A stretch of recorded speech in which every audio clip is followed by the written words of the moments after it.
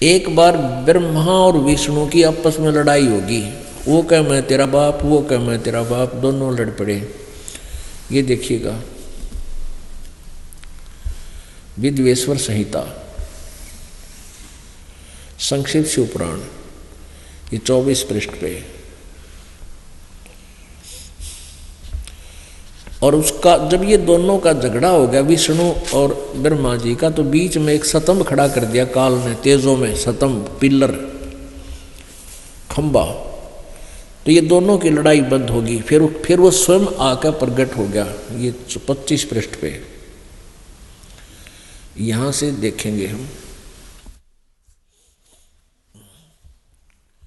ब्रह्मा और विष्णु ने पूछा, जब ये काल आकर खड़ा हो गया तो दोनों ने आपस में चर्चा की इस काल के साथ। ब्रह्मा और विष्णु ने पूछा, प्रभु सृष्टि आदि 5 कर्तों के लक्षण क्या है, यह हम दोनों को बताइए। तो भगवान शिव बोले, युग काल बोला, आगे ज़्यादा ना बताऊं, यहाँ लेते हैं। अब 26 पृष्ठ पर आ जाते हैं। पुत्रों, ये काल बोलता है, पुत्रों तुम दोनों ने तपस्या करके प्रसन्न हुए मुझ परमेश्वर से सृष्टि और सतिथि नामक 2 कृत्य प्राप्त किए। विष्णु और ब्रह्मा तो यहाँ तक हो गए, ये दोनों तुम्हें बहुत प्रिय। इसी प्रकार मेरी विभूति स्वरूप, मेरे जैसे ही आकार के, मेरे जैसी वेशभूषा वाले रुद्र और महेश्वर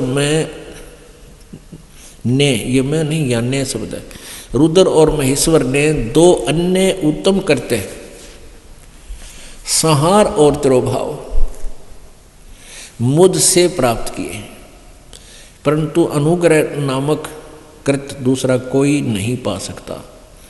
रुद्र और महेश्वर अपने कर्तों कर्म को भूले नहीं, इसलिए मैंने उनके लिए अपनी समानता प्रदान की है। अब ये 2 तो ब्रह्मा विष्णु महेश हो गए, और 2 ये हो गए रुद्र और महेश, 4 हो गए, और 5वां ये बोल रहा है, यो काल है। हमने यही सिद्ध करना था। यहां देखिए,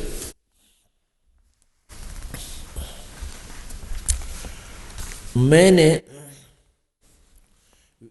इनके बारे में बता रहा है कि रुद्र और महेश तो मेरे जैसे ही हैं, इन मेरे जैसे ही ये वाहन रखते हैं, मेरे जैसे ही इनके पास हथियार हैं।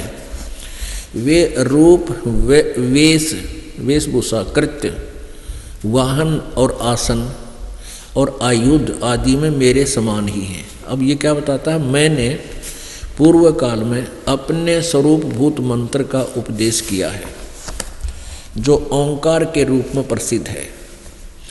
वह मंगलकारी मंत्र है। सबसे पहले मेरे मुख से ओंकार ओम प्रकट हुआ, जो मेरे स्वरूप का बोध करने वाला है। ओंकार वाचक है, मैं वाच्य हूँ, यह मंत्र मेरा स्वरूप ही है। प्रतिदिन ओंकार का निरंतर स्मरण करने से मेरा ही सदा स्मरण होता है, ब्रह्म का। मेरी उत्तरवर्ती मुख से अकार, पश्चिमी मुख से उकार, दक्षिण मुख से मकार का, और पूर्ववर्ती मुख से बिंदु का तथा मध्यवर्ती मुख से नाद का प्राकट्य हुआ। ये 5 अकार, मकार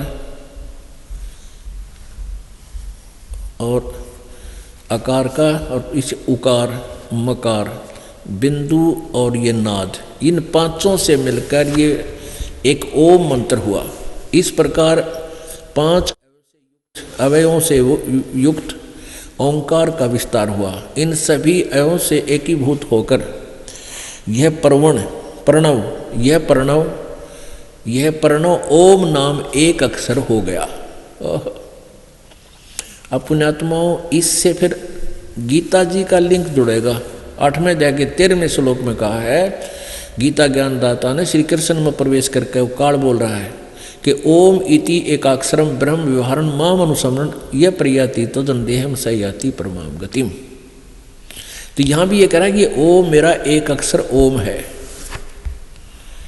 और इसने देख नीचे नाड़ी ने क्या लिख दिया, कि वह आकार रहित अकार आदि मकर कर्म से और मकार आदि कर्म से प्रकाश में आया। ओम नमः शिवाय यह पंच अक्षर मंत्र है। इस ओम नमः शिवाय में ये अकार मकार ने होकर 5 से, और जबकि स्पष्ट कर रहा है कि इस प्रणव मंत्र में इस ओंकार में ही 5 हैं। ये उत्तरवर्ती मुख से अकार, दक्षिण मुख से पश्चिम मुख से उकार, दक्षिण से मकार और पूर्ववर्ती से बिंदु, मध्यवर्ती से नाद, ये 5, इन 5 अवयों से युक्त ओंकार का विस्तार हुआ। इन सभी अवयों से एकीभूत होकर यह प्रणव मंत्र ओम नामक एक अक्षर हो गया। और ये ओम नमः शिवाय इसने लिखा भी अलग भाषा में है, ये राइटिंग में, तो ये मूल संस्कृत में नहीं है, ये मन गढ़ंत है, लोक वेद है। अनुवादकर्ता ने हिंदी वाली में फंसा दिया, लेकिन संस्कृत मूल भाषा में ऐसा नहीं है ये मंत्र। तो अब हमने ये मंत्र मान लिया, ओम भी छोड़ दिया, ओम नमः शिवाय, क्यों ओम भी वहाँ आ गया, इसका इन्होंने सोच लिया हमने ओम नमः शिवाय, इसकी लाजी रटना।